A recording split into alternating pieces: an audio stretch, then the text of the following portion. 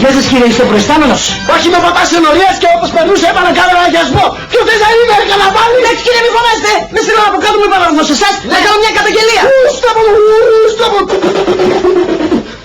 Βρε φύγε από εδώ παλιορουφιάνε! Παλιορουφιάνος! Ναι, είναι αυτό που λέει το λέω καταγγελία κύριε, εννοώ για μένα προσωπική υπόθεση. Και τι είναι εδώ ρε, εδώ είναι ο ΤΕ, το Σπαρχαμπάρι, δεν είναι ο μικρούτσικος. Εδώ δεν είναι ο Αντένα. Εδώ ρε μιλάμε για τον ΟΤΕ. Ο ΤΕ είναι μεγάλος, ο ΤΕ είναι μακρύς. Έχουμε μπει στο χρηματιστήριο. Στη Wall Street μας κάνουν όλοι οι χρηματιστές. Πώς μιλάτε έτσι και γλώσσα τι μου χρησιμοποιείτε κύριε, τέλος πάντων σας παρακαλώ ακούστε με, το όνομά μου είναι Παπαδόπουλος. Πιεστήκαμε.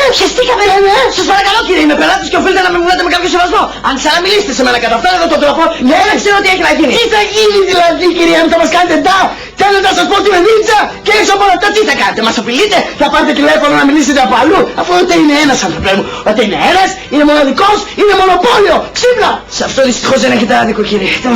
Λοιπόν, πες μας την καταγγελία αυτή την ηλικιότητα στη μαλακία τι θα μας πεις έντε. Λοιπόν ο λογαριασμός μου κύριε μου ήρθε φουσκωμένος. Φουσκωμένος για να δω. Δεν σου είπα εγώ βλακία θα μας πεις. Αγόρι μου, αυτό εδώ είναι κάτι φουσκωμένο. Αυτό ήταν τόσο, πήγε στο φούρνο και έγινε τόσο. Αυτά εδώ είναι φουσκωμένα γιατί όταν πήγες είχαν κάτω και όπως γίναν. Με κατάλαβες, ο λογαριασμός είναι μια χαρά. Τι μια χαρά κύριε, να